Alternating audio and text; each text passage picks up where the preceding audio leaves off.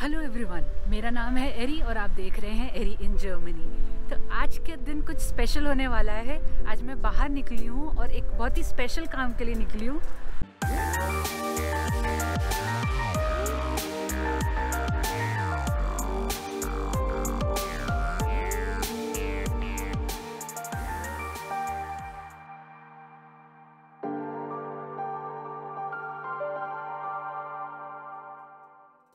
तो स्टोरी ऐसे स्टार्ट होती है कि मेरे पास एक दिन लेटर आया अराउंड 1 मंथ बैक। उस लेटर में ये लिखा था कि मुझे वोट देना है आने वाले 14 मार्च को। तो आई वाज लाइक कि वोट क्यों देना है और मेरे पास कहाँ से राइट आई वोट देने की, क्योंकि मैं दूसरे कंट्री से बिलोंग करती हूँ। मेरे पास यहाँ पर आप कोई भी पीआर नहीं है, ना मेरे पास जो है कोई जर्मन पासपोर्ट है। तो एक इंडियन सिटीज़न कैसे वोट दे सकता है, वो भी उसमें लिखा हुआ था कि जो इलेक्शन है वो फॉरेन ऑफिस का, मतलब म्यूनिसिपैलिटी इलेक्शन है वो एक तरह का। तो आई वाज क्लूलेस कि कैसे पॉसिबल है ये। देन मैंने उसके बारे में पढ़ा, उस पूरे लेटर को जर्मन में कन्वर्ट किया, मतलब ट्रांसलेट किया।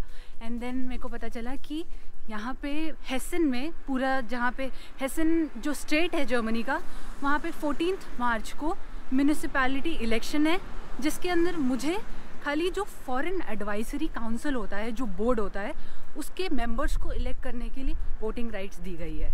तो अभी मैं जा रही हूँ देखने। पहले तो मुझे लग रहा था कि मैं जाऊँ और क्या पता मुझे वहाँ पे पता चले कि यू आर नॉट अलाउड, आपको ऐसा नहीं है। लेकिन मैंने बहुत अपनी रिसर्च की, पढ़ा, 2-4 लोगों से पूछा अपने आसपास के। देन ये फाइनली डिसाइड हो गया है कि वोट दे सकते हैं। अगर आप यहाँ पे जर्मनी में किसी सिटी में 6 वीक्स अगर आपको हो गया है रजिस्ट्रेशन किए हुए, तो आपके पास वोटिंग राइट है। तो आपके पास एक लेटर आएगा, वो आपको लेके जाना है, आपको अपना आईडी कार्ड लेके जाना है। तो जैसे मेरे पास रेसिडेंस परमिट है, मैं वो लेके जा रही हूँ। बात करते करते मैं भूल गई, मुझे उधर नहीं, मुझे उस साइड जाना था। तो बहुत ही वॉकिंग डिस्टेंस पे है, 300 मीटर पे ही जो मेरा इलेक्शन वाला बूथ है, पोलिंग बूथ। और वैसे ही हर सिटी में आज हेसन के इलेक्शन है, सबको अलग अलग पोलिंग बूथ दिया गया है। और मैं बता रही थी कि 2 तरीके से आप वोट दे सकते हो। पहला, आप जैसे मैं अभी जा रही हूँ वोट देने, जैसे हमारे इंडिया में भी होता है। दूसरा, आप क्या कर सकते हो कि आप रिक्वेस्ट कर सकते हो कि आपको घर से ही आप एक पोस्ट कर दोगे अपने वोट स्टिक करके, और वो आपको वैलिड मान लेती है यहाँ की गवर्नमेंट। तो मैंने वो वाला ऑप्ट नहीं किया। मैं चाहती थी जाके देखना कि कैसा होता है, आप लोगों को भी दिखाऊंगी। अंदर तो अलाउड नहीं होगा, बट मैं बाहर से दिखा सकती हूँ कि कैसे वोट देते हैं और क्या यहाँ पे भी कुछ मार्क लगाते हैं कि अगर वोट दे देते हो आपकी नहीं। तो अब मैं बताती हूँ कि ये इलेक्शन कौन कौन दे सकता है और ये क्यों हो रहा है। तो हर 5 साल पे यहाँ पे इलेक्शन होता है। फॉरेन एडवाइजरी जो काउंसिल होता है उसको चेंज करते हैं। एंड देन जो यहाँ पे फॉरेनर्स रह रहे हैं उनसे पूछा जाता है कि वो किसको वोट देना चाहते हैं। तो जैसे एक, या तो आप पूरी एक लिस्ट होती है उस पर वोट दे सकते हो, या फिर आप एक बंदे को 1 वोट या 2 वोट या 3 वोट दे सकते हो। मैक्सिमम 3 वोट दे सकते हैं एक बंदे को। तो जब ये इलेक्शंस ख़त्म हो जाते हैं और रिज़ल्ट आता है तो एक कमेटी बन जाती है। वो कमेटी का मेन रोल यही होता है कि जितने भी फॉरेनर्स रह रहे हैं सिटी में, उनका ट्रांजिशन बहुत स्मूथ हो और उनको कोई प्रॉब्लम ना आए, क्योंकि ये जो कमेटी होती है इसमें मल्टीपल कल्चर, मल्टीपल कंट्रीज़ से जो लोग होते हैं वो पार्टिसिपेट करते हैं। तो मेजरली वो यही सोच रहे होते हैं कि जो यहाँ पे डिस्क्रिमिनेशन ना हो, कोई रेसिज्म ना हो और बेहतर स्टैंडर्ड ऑफ लिविंग मिले लोगों को। तो मेन एजेंडा यही होता है इंटरनेशनल फॉरेन कमेटी का। A few moments later.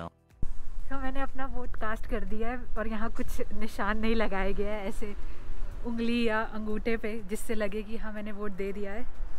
तो जो मेरा ओवरऑल एक्सपीरियंस था वो बहुत ही डिफरेंट था इंडिया से।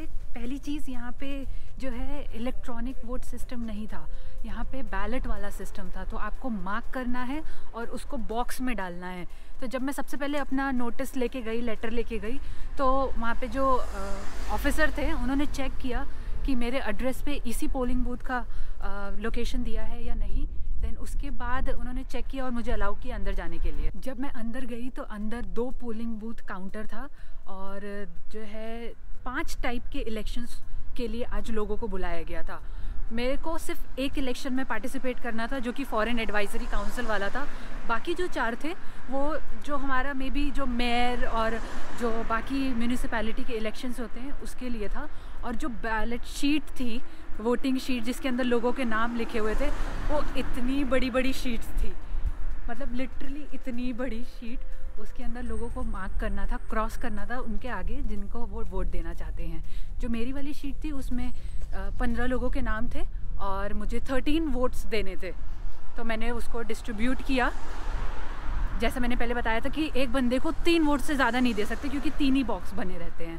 और ऐसे मैंने वोट किया, देन उसको अपने बॉक्स में डाला, सबमिट किया एंड देन मैं बाहर आ गई। एक चीज़ जो बिल्कुल ही डिफरेंट लगी वो मैंने संडे को लोगों को देखा बाहर निकले हुए और बहुत लंबी लाइन लगी हुई थी। और पैंडमिक के चलते सीट भी वो क्लीन कर रहे थे। जैसे ही एक बंदा वहाँ पे बैठ के पूरा, अब इतनी बड़ी बड़ी शीट और 5-5 शीट अगर फिल करनी है तो चेयर थी वहाँ पे बैठ के वो 4-5 मिनट लगा रहे थे। उसके बाद सीट क्लीन की जा रही थी, फिर दूसरे बंदे को जाने दिया जा रहा था। तो ओवरऑल बहुत अच्छा एक्सपीरियंस था, बहुत ही डिफरेंट था। और मे बी अगर मैं जर्मनी में रहती हूँ तो 5 साल बाद मुझे फिर मौका मिलेगा वोट देने का। एक चीज़ जो मिसिंग थी वो था कि कोई इंडियन कैंडिडेट नहीं था मेरी शीट में जो यहाँ से खड़ा हो रहा है। और जो मेरे कुछ फ्रेंड्स रह रहे हैं उनके शीट में कुछ इंडियन कैंडिडेट्स खड़े हुए हैं फॉरेन एडवाइजरी के लिए, मेरे वाले में नहीं थे। तो ये था मेरा आज का वोटिंग एक्सपीरियंस जर्मनी में और मेरे को बहुत अच्छा लग रहा है। मैंने कभी इंडिया में भी मिस नहीं किया है कोई भी वोट देना। और आप भी बताना मुझे कमेंट बॉक्स में कि आपको कैसा लगा ये जान के कि जर्मन गवर्नमेंट फॉरेनर्स को इतनी इम्पोर्टेंस देती है, इवन वोटिंग राइट तक देती है। तो कमेंट बॉक्स में लिख के ज़रूर बताइएगा। See you in next vlog. Bye.